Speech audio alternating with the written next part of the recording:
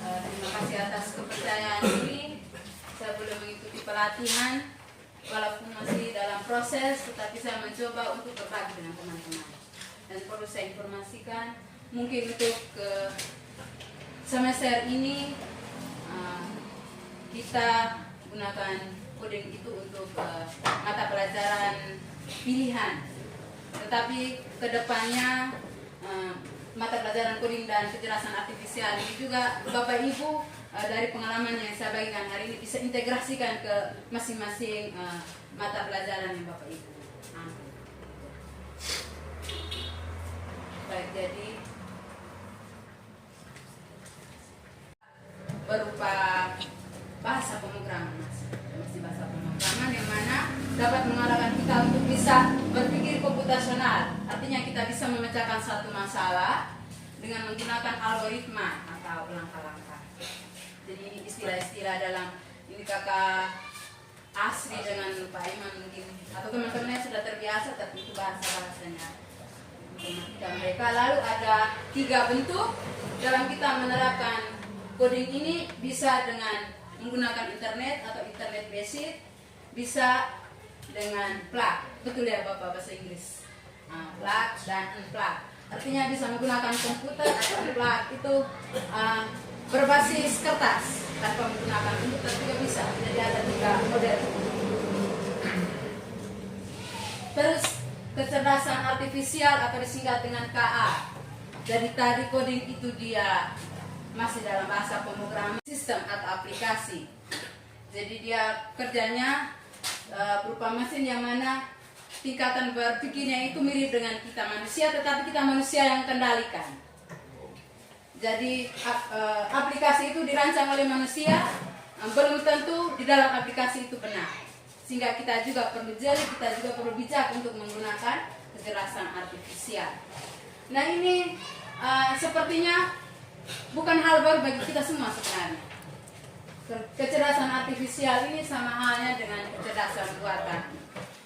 Jadi pengalaman kita kemarin, kita ditugaskan untuk membuat satu RPP kurikuler. Dalam jangka waktu hanya beberapa menit kita bisa menghasilkan RPP itu, dan dengan berbagai cara, tentunya dengan media digital yang mana berbasis KA. Bapak Ibu mungkin menggunakan apa? ChatGPT, terus Gemini. Dalam penerapan lainnya misalnya menggunakan Canva atau Quizzes. Nah itu dia sudah masuk di kecerdasan artifisial. Tujuan yang perlu dicapai untuk peserta didik kita, yang pertama mengarahkan mereka untuk bisa berpikir komputasional, terus beradaptasi dengan perkembangan teknologi dan industri digital, terus cakap dan bijak menggunakan media, terampil mengelola dan memanfaatkan data, dan bisa berkarya atau menghasilkan suatu rancangan program. Nah, karakteristik di dalam mata pelajaran coding ini, yang pertama menanamkan etika, terus pembelajarannya kontekstual, menerapkan 3 metode ini, terus pendekatannya berpusat pada manusia, praktik mendalam, berpikir komputasional, dan literasi digital. Terus elemen dari pembelajaran coding dan kecerdasan artifisial ini saya ambil dari CP yang sekarang ini, dari kementerian. Ada 4, mulai dari berpikir komputasional, literasi digital, literasi dan etika kecerdasan artifisial, dan pemanfaatan dan pengembangan kecerdasan artifisial.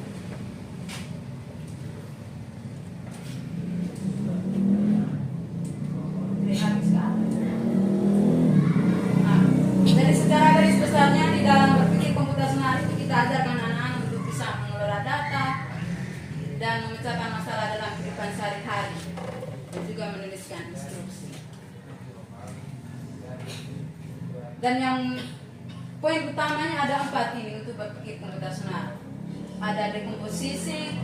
Kalau dekomposisi itu dari satu masalah yang kompleks sekali atau sulit menjadi lebih sederhana. Kalau pengenalan pola itu identifikasi kesamaan yang berulang, abstraksi menyaring data dan algoritma, langkah-langkah dalam memecahkan masalah atau solusi. Baik teman-teman, dari 4 teknik tadi kita bisa terapkan di dalam kita punya mata pelajaran sendiri. Jadi saya contohkan, kalau saya sendiri saya bisa ini masukkan ke misalnya materi menghitung volume bangun ruang, IPA bisa ekosistem seperti itu. Dan metodenya bisa menggunakan komputer, bisa juga tidak.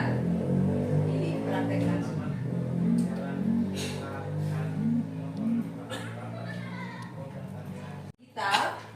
Dari permasalahan tadi di berpikir komputasional itu kita arahkan anak untuk mendesain konten.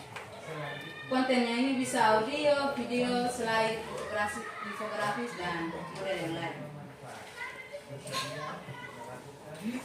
Dan dalam memproduksi dan menyebarkan atau mendiseminasi suatu konten itu kita perlu menerapkan strategi sampai pada media apa yang kita gunakan. Jadi tadi itu kan ada beberapa contoh. Contohnya saya ambil di mata pelajaran PKN. Misalnya kita ambil kasus meningkatkan kedisiplinan. Kenapa anak-anak sering terlambat ke sekolah, itu salah satu kasusnya. Jadi tujuannya untuk meningkatkan kedisiplinan. Maka kita bisa desain satu konten, dan konten itu kan sasarannya untuk siswa. Jadi cara penyebaran melalui link atau hasil desain dalam bentuk poster card kita bisa sebarkan melalui WA group. Karena hanya untuk kita punya siswa saja. Tapi kalau yang lain misalnya di mata pelajaran prakarya, misalnya apa betul? Membuat kue ke apa itu? Nah, itu kan topik umum. Jadi ketika kita produksi itu bisa kita lewat ini yang bisa dijangkau oleh semua pihak, misalnya YouTube kah atau Facebook kah, itu bisa. Tapi kalau yang khususnya berarti kita cari media yang mana hanya memuat target yang mau kita ini. Ini contoh desainnya, ini hal biasa. Apa ini? Ikan.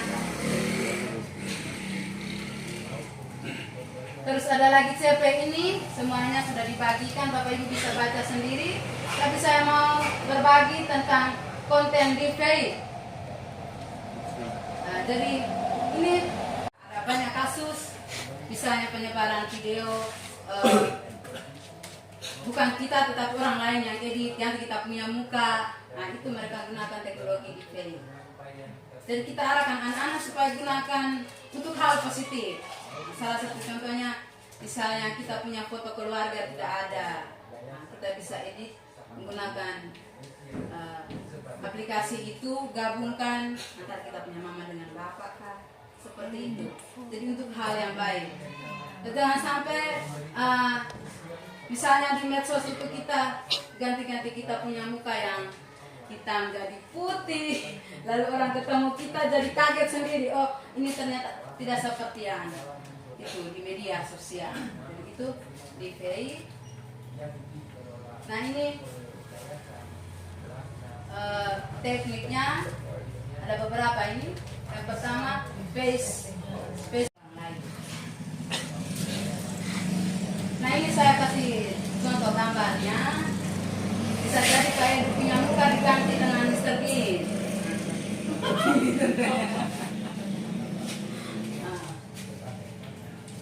Jadi ini yang asli di bagian mana teman-teman? Kiri. Nah, palsunya di kanan. Kita bisa tahu. Yang ganti wajah ini perempuan ini sebenarnya. Jadi ini contoh-contoh videonya ada. Terus ini ada satu situs yang mana kita bisa pakai untuk mendeteksi apabila gambar-gambar ini tidak bisa terdeteksi secara langsung dengan mata kita. Atau kalau sudah tidak tahu lagi, kita bisa lapor polisi supaya polisi yang tidak tahu. Terus kita masuk ke yang berikut, yaitu pemanfaatan dan pengembangan KA. Di sini terkait KA sederhana dan menuliskan input secara formal. Ya, jadi KA tadi itu meniru kecerdasan manusia. Ada ini istilah chatbot, itu dia seperti ChatGPT. Tapi kita bisa buat dalam bahasa pemrograman sederhana. Chatbot. Terus asisten virtual itu Meta AI mereka, Gemini mereka. Gitu. Nah, ini saya kasih contoh. Nah, misalnya kita minta anak-anak untuk buat puisi, kita ketik dengan karakter huruf atau prompt yang di sini contohnya buat puisi, buat pantun MPLS SMP Negeri 1 bulan kita di Sakongan, nanti dia muncul. Rasa-rasa Bapak Ibu kita.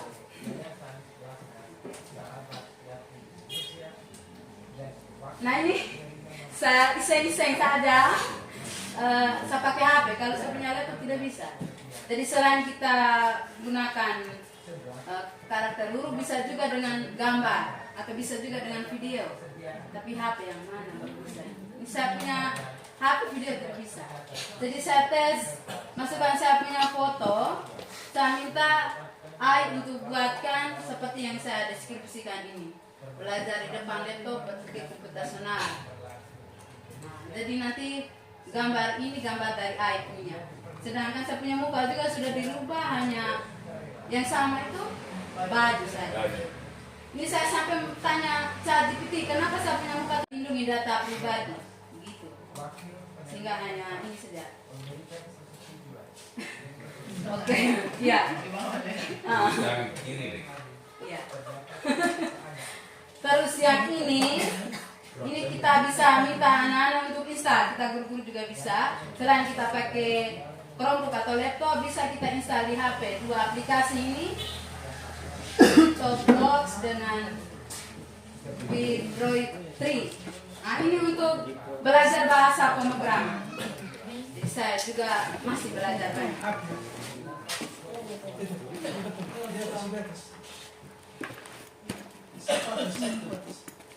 Ya.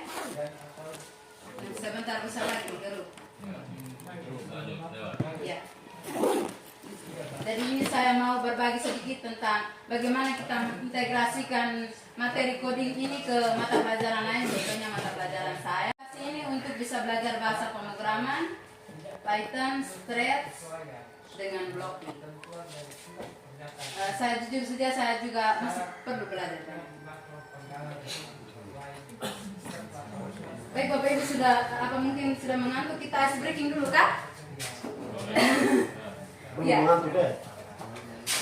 Ice breaking namanya ice breaking tepuk konsentrasi. Konsentrasinya konsentrasi. Konsentrasi dimulai.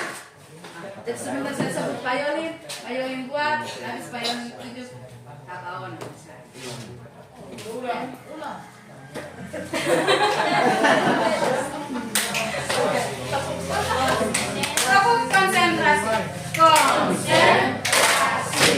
Konsentrasi dimulai. Payolin. Konsentrasi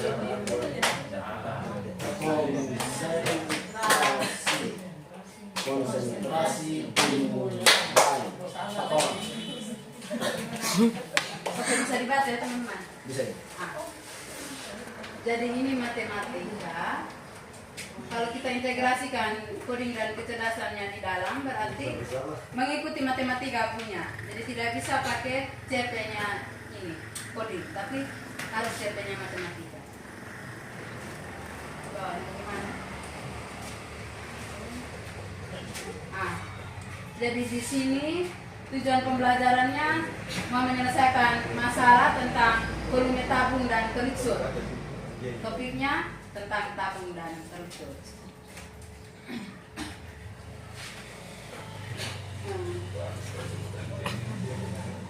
Nah ini, lintas disiplinnya pasti dengan informatika. Nah, mata pelajaran lain bisa IPA, tekanan dan laju aliran air. Jadi kalau guru IPA mau terapkan kodenya ke materi ini juga boleh. Ini saya sudah baca di CP-nya ada materi tentang itu. Jadi tidak semua materi, tapi disesuaikan saja. Bisa yang mana untuk diintegrasikan. Terus pendekatannya deep learning modelnya itu problem based learning. Ini sama semua dengan modul yang sudah RV yang sudah Bapak presentasi kemarin itu, hanya bedanya di kegiatan. Jadi saya buat ini desain LKPD-nya berupa masalah dan settingannya itu di depan anak-anak ini paling tidak sudah ada HP atau Chromebook sekolah supaya mereka bisa menuliskan. Ini masalah kontekstual terkait volume tabung dan kerucut. Jadi masalahnya dalam bentuk soal cerita, lalu bagaimana siswa bisa menghitung volume tabung dengan kerucut ini menggunakan aturan instruksi yang di sini saya gunakan pemrograman Python. Jadi mereka bikin bahasa pemrograman dan itu bisa untuk soal yang mana ada kaitan dengan itu. Soal lain itu bisa. Kalau ini kerja manual, pemrograman Python.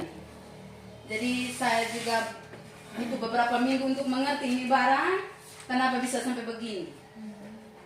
Jadi ini penulisan rumus-rumusannya kata asli, bahasa-bahasanya kita harus gunakan kata-kata ini print, terus print ini untuk menampilkan teks apa saja. Jadi saya punya tadi volume tabung dan kerucut, Bapak Ibu bisa ganti dengan materinya Bapak Ibu. Terus harus ada dalam kurung dengan tanda petik. Ini karakter ini teks. Tapi tanda petik ini tidak selamanya petik 2, bisa petik 1. Tapi print ini di depannya harus huruf kecil. Kalau huruf besar dia tidak bisa terbaca nanti di ini pemrograman. Terus yang ke bawah ini sama dengan di atas. Ke bawah ini bedanya nama variabel, ada nama underscore kelompok. Underscore kalau tidak ada pemisah nanti tidak bisa terbaca. Terus string. String ini mengolah apa? Mengolah teks.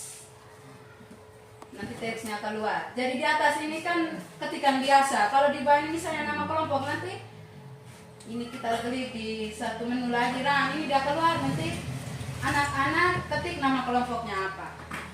Terus ke bawah ini masih sama penamaan variabel. Sesuaikan dengan kelompoknya. Jadi saya buat ini masih 4 orang, kalau 5 disesuaikan saja, tinggal kopas saja ke bawah. Terus ini kan tadi volume tabung dan kerucut, jadi kita harus ketik jari-jarinya apa, tingginya apa dan sebagainya. Nah ini rumusannya R sama dengan target. Target itu dia sudah bilangan, jadi kalau ada hitungan berarti rumusannya pakai ini. Teks berarti string. Terus pasang rumusnya ini, pasang rumusnya dulu, baru nanti volumenya dan volume tabung dengan kerucutnya keluar. Jadi hasil akhirnya ini mereka run dulu baru keluar ini. Jadi kalau mau ganti angka tinggal dia menyesuaikan saja. Jadi yang mata pelajaran hitungan seperti IPA mungkin bisa salah satu itu. Tidak, yang penting kita banyak belajar.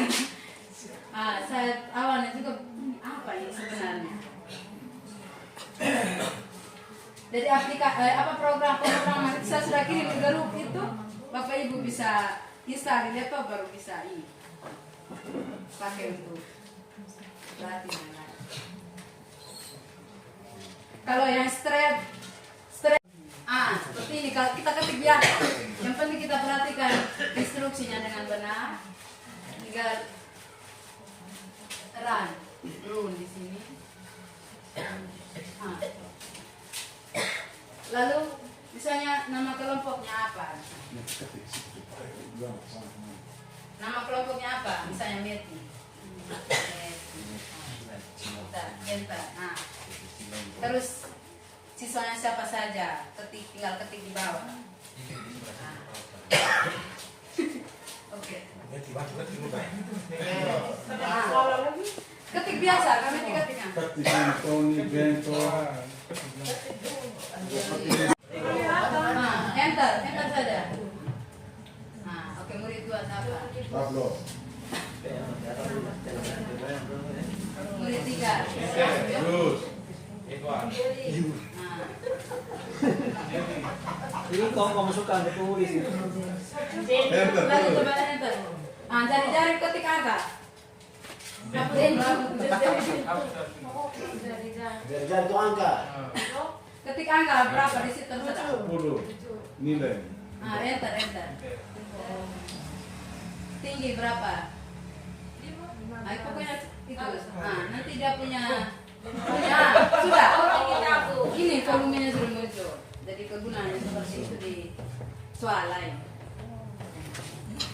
Jadi ini tidak paten, bisa dimodif sesuai dengan kebutuhan. Kalau yang bahasa Inggris tadi sana. Kalau kita pakai GPT kan tinggal kita tanya dan jawab memang. Tapi ini kan kita sendiri yang buat. Iya. Ini kita geser dari di sini Pak. Ini nih. Dia punya perintah-perintah itu aslinya dari sini. Ada berapa banyak ini? Dari fungsinya. Tapi maksud saya pemakaiannya klik go di sini. Nanti dia tanya what is your name? Tinggal kita ketik di situ. Coba kami ketik.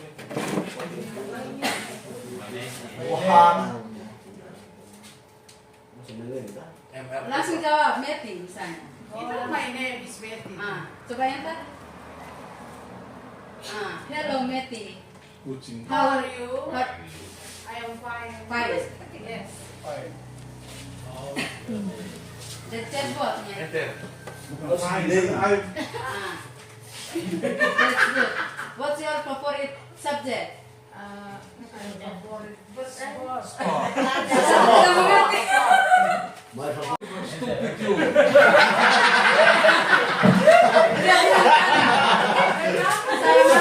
Saya malas.